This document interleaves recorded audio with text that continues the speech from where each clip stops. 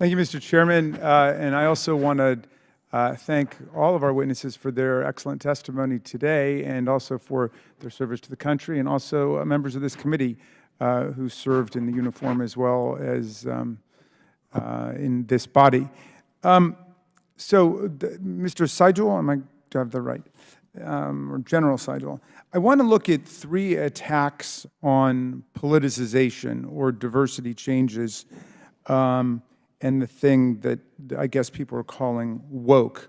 I want to start with women in the military, and of course, women were systematically excluded from the military for a long time, and there's a huge struggle about that. And finally, women were able to enter the armed forces on relatively equal status. I don't know if my friend Mr. Higgins would consider these part of the traditional American soldiers or not, but women have served for a long time in different capacities and now have equality. But if I'm assuming that women in the military want the same rights that women across the country do, and after Donald Trump's gerrymandered Supreme Court overturned Roe versus Wade and women's right to choose, which was in the law for more than a half century, women across the country have rejected that and have stood up for their full reproductive freedom, including in Kansas, Wisconsin, Michigan, California, Vermont, you name it. Everywhere it's been on the ballot, vast majorities of women and men have supported women's right to choose. So I assume, now I don't have a study on it, but I assume women in the military feel the same way, that they would want to maintain their right to choose their own reproductive health care. Now, Senator Tuberville interfered with hundreds and hundreds of military promotions for many, many months in order to stop women in the military from having their complete full access to reproductive choice and to health care. Now, who do you think is politicizing the military? Is it Senator Tuberville with his anti-choice agenda, where he wants to dictate to all of the women of the military what their access will be to health care? Or is it those women themselves? Are they the ones that are somehow perpetrating a woke agenda by saying that they want to have equal choice? And don't we depend on women in the military these days? Last I saw, it was something like 18 or 20%, even in the Army. So please answer that if you would. Yes, I would say that Senator Tuberville created political pawns out of those general officers. We have a non-political army, and we're one of the few countries in the history of the world that has never had a military coup d'etat, and it's partly because we are non-political. And yet, Senator Tuberville created political pawns for a policy he disagreed with. I couldn't disagree more with him for doing that and hurting our force and those general and flag officers. The military also depends on lots of African Americans, Hispanic Americans, Asian Americans. That's just a reality. You might love it, you might hate it, you might be ambivalent about it, you might just accept it. But in any event, that's the reality, as I understand it. And in any event, the Army decided that it wanted to rename military bases that had been named not after U.S. generals, but after Confederate generals who joined the Confederacy in rebellion against the Union. So, like Fort Benning was renamed after a pro-Union, pro-American general. Fort Gordon was renamed as Fort Eisenhower. Fort Hill was renamed as Fort Walker. And yet, I take it this is part of the big anti-woke arraignment and indictment of the military, that we have renamed military bases after pro-Union, pro-American soldiers, generals, people who've been loyal and faithful to the Union, as opposed to those who have opposed the Union and took up arms against the Union in traitorous insurrection. Now, who's politicizing this question? Is it the people who go along with the Army's decision to say that's who our bases should be named after, pro-Americans, or the people who are wanting to stick to the old Confederate battle names. And I'd like you to address that. And also, Mr. Lohmeyer, I think you've taken the position against changing the names. Yeah. Well, remember that the names were changed, Congressman, because this body voted overwhelmingly, overrode the veto of President Trump to create the naming commission, of which I served as vice chair. It was my proudest moment to rename those after true American heroes and not those who chose treason to preserve slavery. Thank you. And do you agree with that, Mr. Lohmeyer? I'll say that it's my view that Secretary of Defense Lloyd Austin has politicized the military. As soon as the Supreme Court decision was made, he issued a policy memorandum blaming the Supreme Court's decision to reverse Roe v. Wade on the recruitment. Wait, but I'm asking about the naming. I'm asking about the naming. Up. I'm asking about the naming of our military bases. I'm if you don't want to address it, say you don't want to answer it. Yeah, but I understand you take. I walked Black Lives Matter Plaza yesterday with a Chinese American. Yeah, I didn't ask you about that. No, I'm answering your question. Excuse me. Yeah. And she advocated. Is it okay, Mr. Chairman, if we go over here because for leaving those the witness wants to no, I'd like to answer more than yes or no we questions. can let him answer the question. Yeah, I can let him answer because I wasn't quite done yet, but now he's occupying my time. If you want him to answer it, that's fine. So yes, about the renaming of the bases after pro-union, pro-American generals. Thank you, Mr. Raskin. I'd like to answer that question in more than just a yes or no format. Okay. I walked the Black Lives Matter Plaza yesterday with Xi Van Fleet, Chinese Maoist Cultural Revolution survivor, and I had an interesting conversation with her in which she advocated, I'd never thought about this before. And by the way, I don't address this topic in my book. I wrote about Marxist critical race theory.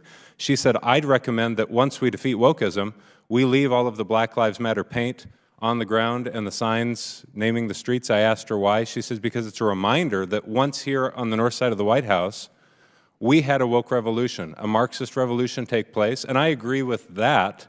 It's a reminder that there has been such divisive conflict in this enemy before that people were willing to use violent force to hurt one another.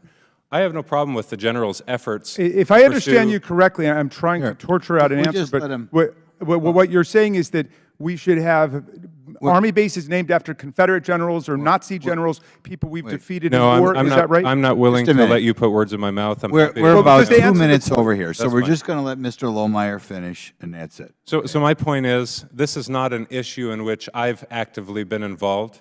The renaming of bases. I wrote a book about Marxist DEI, Marxist critical race theory. That's my expertise.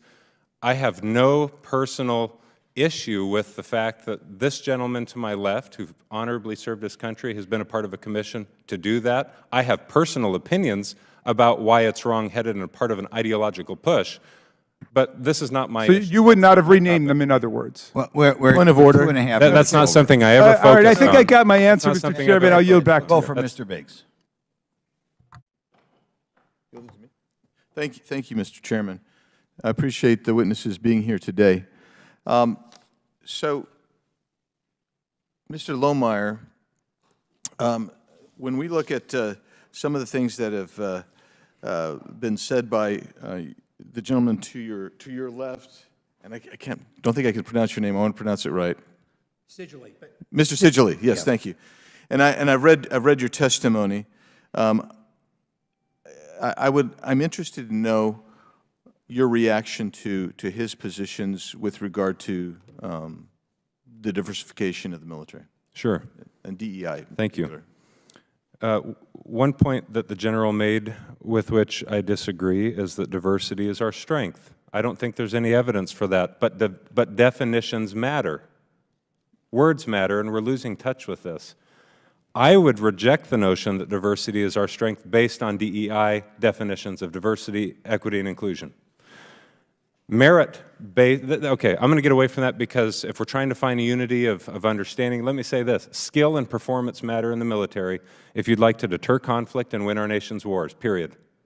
As a commander in the military, I had a black colonel fly across the country to promote me to lieutenant colonel because I love the hell out of the guy and respect his views on the Federalist Papers, which he was teaching me after work hours, and because he was the best leader I've ever worked with. The best airman that I had working for me, incidentally, was a transgender airman. So don't bullshit me and say that you think you know what you're talking about. You've never served. You don't understand how this works. We care about performance in the military, period. You don't know what you're talking about. Most of the people in this room don't know what they're talking about. We need lethality in the military, period. All of the stuff you guys talk about, the men and women in uniform don't think about. They go play Call of Duty at night after they learn their mission and execute that mission, period. They don't know what you're talking about. They don't know what you're voting on. They don't care about your sexual preference. They don't care what you look like, and they don't care what the person next to them looks like, period. I'm a citizen of this country, and I can dislike you and criticize you all I want here, but our men and women in uniform cannot. And so I speak on their behalf when I say lethality matters, merit-based selection and promotions matter, and your ideology doesn't matter one bit. And we need to identify principles which will preserve our union and preserve the unity of the United States military. If we do not, we'll lose that union. And it's my contest. Whatever Truman did decades ago, you ask your average military service member when Truman was the President of the United States, they can't even tell you. But my point is, they're focused on what's happened since the George Floyd riots. There are things that have happened in the last 3 years in our military that we're up here to testify about, not the things that happened 60 years ago. We're great today because of what we've done for the last half century in the fighting of the Cold War.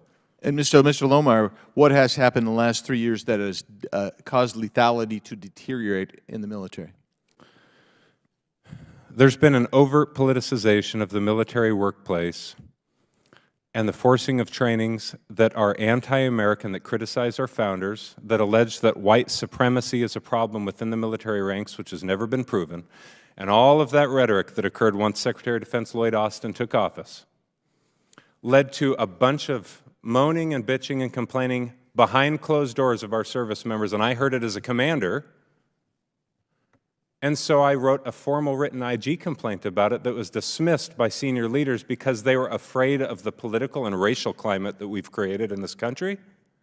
And so they were afraid to hold one another accountable for their politics. Senior leaders. So they're not held accountable for their political worldview, but young people will be held accountable. I'm living evidence and a living example of the fact that the diversity initiatives are discriminatory.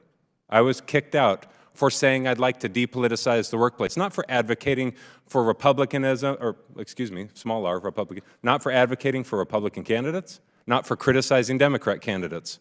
I never publicly advocated for anyone politically, but I was forced out because of viewpoint discrimination. Diversity initiatives are discriminatory, and inclusion initiatives are exclusive of my viewpoint. So, and so I'm living evidence that the politicization of the military workplace in the past several years is discriminatory, and it discriminates specifically against conservatism and Christianity, period. Mr. Chairman, I want to submit for the record something called Declaration of Military Accountability, an open letter to the American people from signatories of the Declaration of Military Accountability into the record. So entered. And then I apologize. I actually had questions for Mr. Thibault and Mr. Sessley as well, but we've run.